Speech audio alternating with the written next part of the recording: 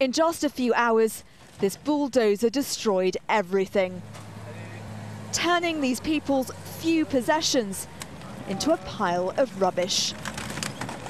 It was difficult for many to watch. After this, you all people gone and we are on the road. The far right is gaining ground in France, but many local people turned out to offer their support to these asylum seekers. This woman says, "You've left them with nothing.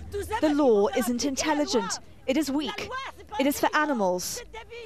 Under European law, these people must either claim political asylum here in France or return to the first European country they arrived in. The French authorities are trying to deter more people from coming here to Calais.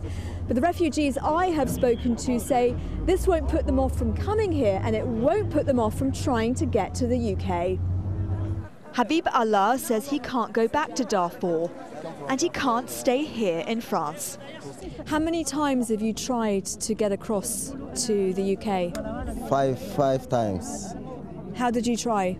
I try by under a car, and sometimes I get inside the luggage, so I hid myself under the car. So they found me. Sometimes police found me, another time the dogs will get me out, and something like this. I'm tired of trying, but I don't know right now. I have no choice.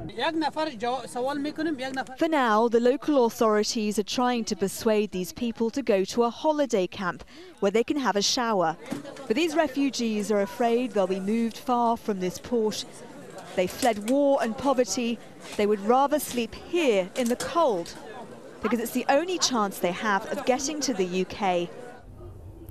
Well, we can speak to Nazanin Moshiri. She is live in Calais for us. So Nazanin, we saw what desperate situation these migrants are in now. What's happened to the hundreds of them that were kicked out of the camp before it was destroyed?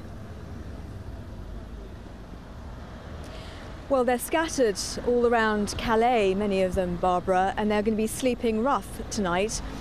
Some of them did decide to go to a holiday camp to have that shower. We understand that some of them will get some lodgings somewhere in France, but the large majority of them decide to stay in Calais because, as I say, they don't want to leave this area because they're going to keep trying again and again to get on ferries, to get on lorries, whatever they can in their desperate attempt to get to the UK. Many of them don't even speak French. They don't want to stay here. They have relatives in the UK and they want to get there if possible. And Nazanin, Calais is obviously a hotspot because a lot of the migrants there are trying to get from France to the UK. But talk us through how big a problem this is on a European scale. As you say, Barbara, this is nothing new to Calais. There have been camps here for years, since 2002. But in Europe, in the last year or so, there has been a huge influx of people coming in from war-torn areas like Syria, but also coming in from Egypt as well as Eritrea and Somalia. 36,000 people crossed the Mediterranean to Italy just since the beginning of the year.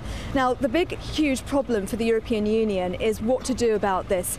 Italy and Malta and France feel that they're taking the brunt. They are taking the first arrivals. People tend to get here to France and tend to either go to the UK or Northern Europe. They want the rest of Europe to help them with this burden. But I think the priority for the European Union at the level of Brussels is to try to deal with the issue from its source. So try to put more funding into the Horn of Africa, places like Eritrea, Somalia, and also try to deal with the issue of Syria, because that is the problem, to try to stop people from wanting to leave their homes in the first place. Nazanin Moshiri live for us in Calais. Naz, thank you.